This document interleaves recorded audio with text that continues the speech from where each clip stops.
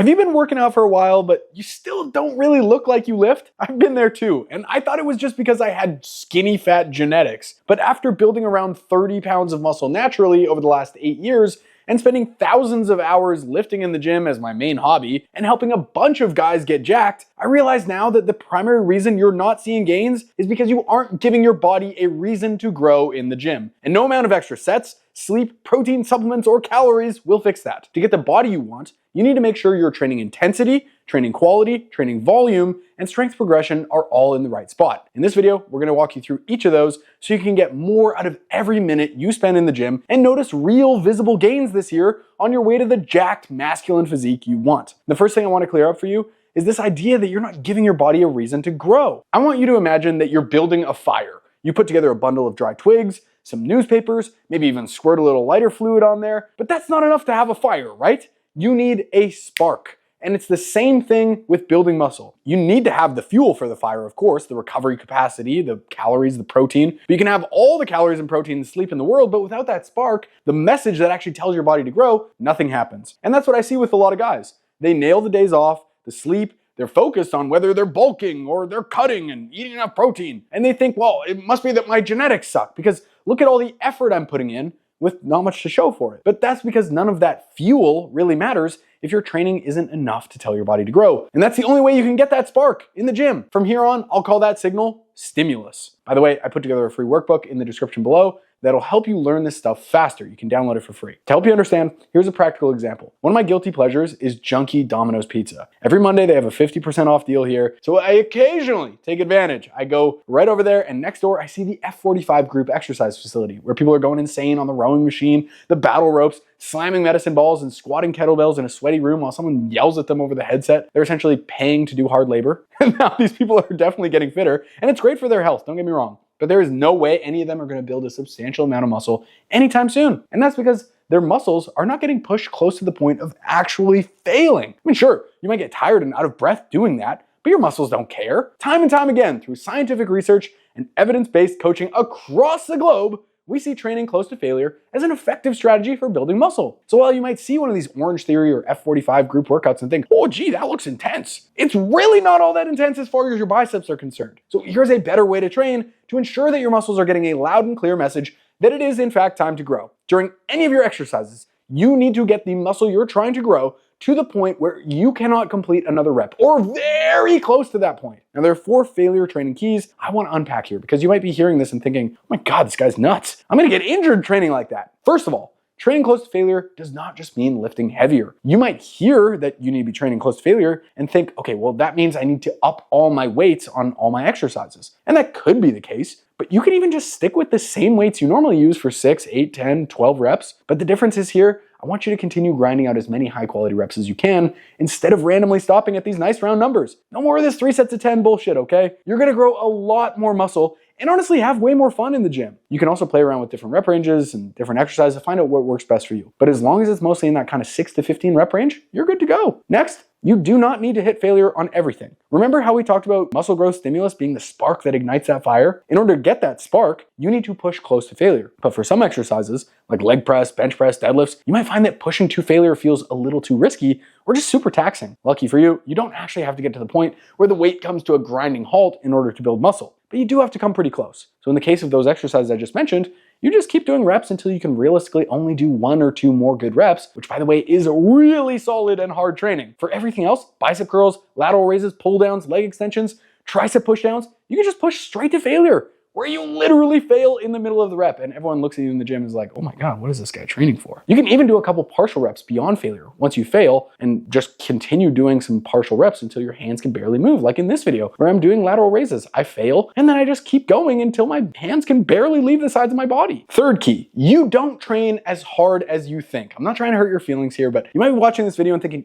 yeah, Matteo, same old advice, train to failure. There's a reason everyone talks about this, okay? There is a critical mistake that most beginners and even and intermediate lifters make that prevents them from ever building the physique they want. You think you're training hard and close to failure, but the rabbit hole goes so much deeper than you think. In a 2017 study out of Germany, the researchers went into a gym to recruit 141 participants. They looked at the exercise they did, how much weight they normally used, and then they asked them to estimate how many reps they thought they could do with a certain weight on specific exercises before they hit failure. And then they had them actually go to failure. On average, especially in the less experienced people, they underestimated how many reps they did. Some people underestimated by 5, 6, 7 reps. On average, it was 3 reps, meaning even though they thought they were close to failure, they still had 3, 4, 5 hard reps left in the tank. So if you're choosing your reps before the set even starts and you're saying, okay, I'm gonna do 10 reps with this, there is a high chance you are leaving gains on the table. And even if you think you're training pretty hard, it's not always reliable. But there's one way I've found more effective than anything else to help you really dial in your ability to train hard and build muscle. You're gonna set up your phone in the gym,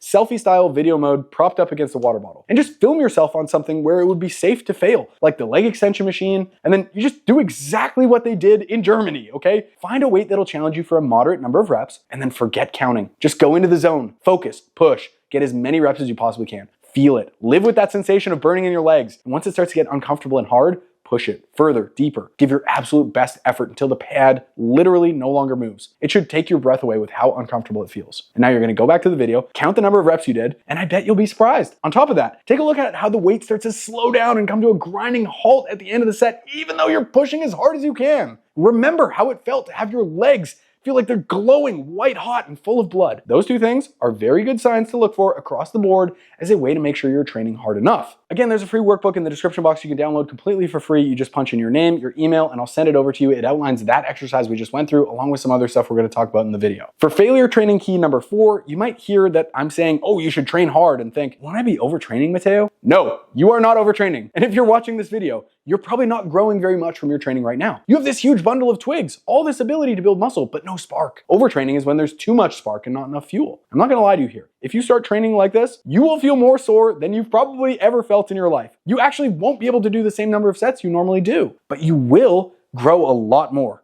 and you will get more out of every single set you do in the gym. Now with great power comes great responsibility. You know you need to push yourself hard to tell your body that it's time to grow, but you also need to keep the quality of your training high if you want to send that stimulus to the right place while keeping yourself safe and not shortchanging yourself by cheating your way through these exercises. I'm not just talking about good technique here. There are really 3 main pillars of high quality muscle growth training you need to nail. The first is making sure your target muscle is the limiting factor. Imagine you train for months to run a marathon. Hours of training, you're losing fat, you're eating right, you're sleeping, you're getting your heart, your lungs, your muscles, and your joints ready to run 26.2 fucking miles. Then on race day, you decide to run without shoes on. Your feet get so cut up and bloody that you can't make it more than 5 miles. That's dumb, right? Because you've built up all this ability to run a long distance, but the limiting factor is the skin on the bottom of your feet. Same deal with training for muscle growth. If your biceps can do a bunch of curls with the 50-pound barbell, but every time you try to do it, it just hurts your wrist so much that you have to stop, it's not great for your biceps, right? Or every time you do barbell squats, it just works your back more than it works your quads. Same deal. So play around with different movements, machines, cable attachments, foot positions, grip widths on your exercises in the gym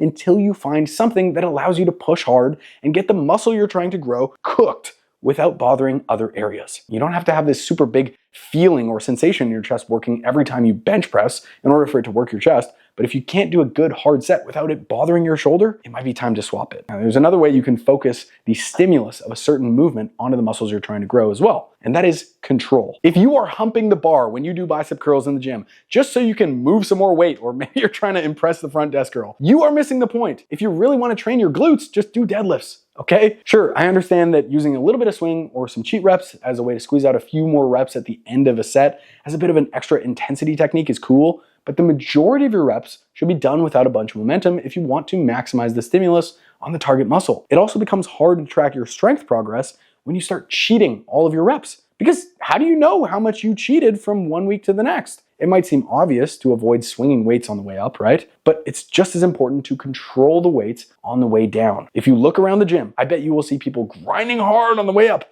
and then they just lower the bar quickly to bounce it off their chest or get that elastic bounce out of the bottom of a squat. This does lead you to being able to move more weight, for sure, but the load also gets spread out across more muscle groups because you're just being a little bit less accurate with it. And it can take more of a toll on your joints and connective tissue. That lowering portion of the exercise causes muscle growth too. So even though it burns and it feels like a shit ton of work to lower that leg press under control using your quads, do it. It doesn't have to be 3 Mississauga on every rep, but you should definitely be in control of the weight the whole time. The leg press is the perfect example of the third pillar of training quality, which is range of motion. I used to be in the camp that more range of motion is always better. You can go deeper and get a bigger stretch. Now I realize that that just stopped me from building as much muscle as I wanted, and I'll prove it to you right now. Take a look at this video of me lowering the leg press sled. This is pretty deep, right? My knees are bent deeply and my quads are pretty stretched out here. So if I go even deeper, will my quads grow more? The answer in this case is no, because in order to go deeper, I have to round my back and lift up my lower back and butt off the seat. Can you see the difference there? The goal isn't just to go as deep as possible. It's to take the target muscle through a deep range of motion without bothering any other joints or connective tissue you don't want to get involved, and without going so deep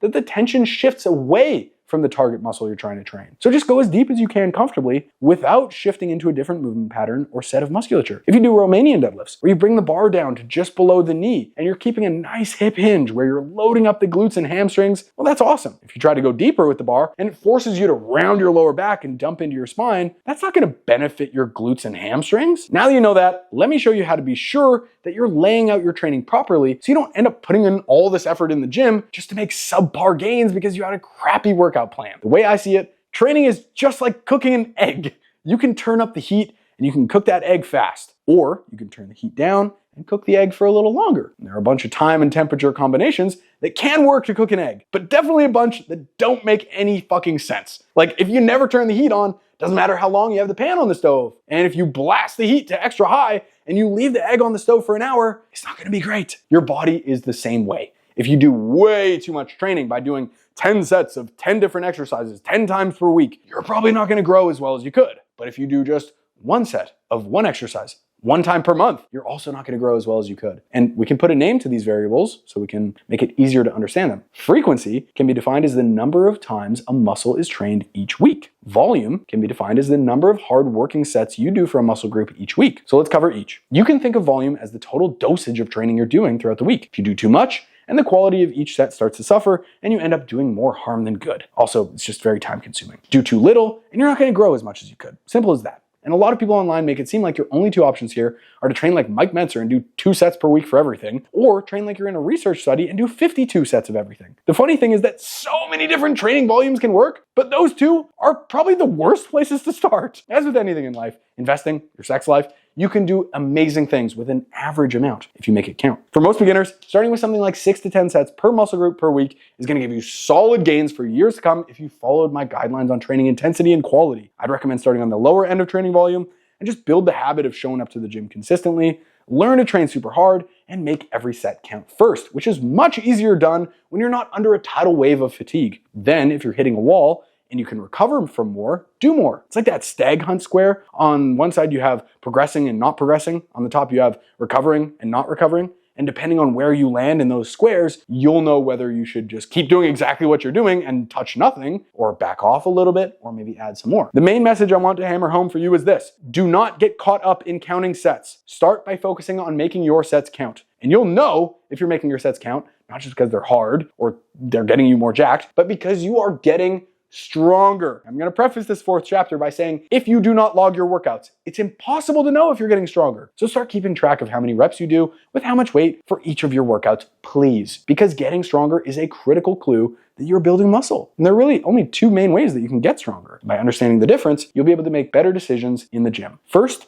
is when you practice a specific movement pattern and become more efficient at it so your body can produce more force. Just like the first time you shoot a basketball. It's awkward, right? But the 1000th shot is a lot better, more practiced. Same thing happens with squats, bench press, deadlift. There's a skill component. The only problem is, for some exercises like bicep curls, there's really only so much skill and motor learning that can happen before you've maxed out how strong you can get through practice. That's actually a good thing, because the second way you can get stronger is by putting on more muscle. When you have more meat on your skeleton, it can squeeze and produce more force, and you can move more weight. There's a quote by a famous strength coach, I think it's Dan John, who said, you can't flex bone. So when you first start a new exercise in your program, you might be able to add a couple pounds or some more reps every single week for a number of weeks or even months because you're becoming more proficient with that movement, learning neurologically. But after some time, those strength gains slow down, and now you need to rely on building muscle to get significantly stronger. So you should aim to make some significant progress every 2 to 4 months on your main compound lifts like squats, presses, and rows. If you're able to consistently add reps and load on those bad boys, you are getting more jacked, my friend. Don't fool yourself. Unfortunately, this is where a lot of people get into trouble and they start trying to add more weight to the bar all the time. You probably heard that progressive overload is the key, and if you want a bigger chest, you got to get a bigger bench press. And while that's true, it's also kind of like knowing that tomato is a fruit. It's nice to know, but in some ways, kind of misleading. I like to think of progressive overload as something that happens as a result of your training, not something you actively have to do in your training. You don't add weight to the bar to get stronger. You add weight to the bar because you got stronger. See what I'm saying? You can also make progress by adding reps at a given weight for a bunch of weeks. Go from a 135-pound bench for 6 reps all the way to 12. Or you can get more controlled or improve your technique. If 135 pounds for 12 means you have to lift your butt off the bench and you don't come all the way down to the chest, then doing clean reps will challenge the muscles more. Just look at the difference in pull-ups from our one-on-one coaching member, Lawrence, from when he started versus recently. That is a huge improvement in strength, and the visual progress on his back is insane. Eventually, you're gonna get to a point where you're doing more reps than you want to with a given weight on any exercise, whether it's 10, 12, 15 reps, and then you add some weight and you start again. I know this is probably getting you fired up to go hit the weights hard and get really strong and build some size. But I want to give you a double dose of reality here. Getting strong and building muscle is not a game of weeks. Think about it. You're literally forcing your body to grow new meat on your body, pushing it to its limits just to get it to understand that you want it to change week after week. But even just dialing in the things we talked about in this video, starting to work on your training intensity, quality, volume, making strength progress, you will absolutely see visible muscle gain in the next 6 to 12 months. For the real deal, holy shit, I can't believe how jacked I'm getting kind of look, I'd give it a solid 5 years of natural lifting. 10 years if you want to be a real outlier. Get your sleep in, make sure you're getting enough protein and calories, and most importantly, send a meaningful muscle growth stimulus in the gym. Now you can nail your workouts and build all the size in the world, but losing fat without losing muscle is what's really going to give you your craziest ever physique. So watch this video next, where I'll show you the big benefit to hitting 15% body fat that almost nobody talks about when it comes to building muscle.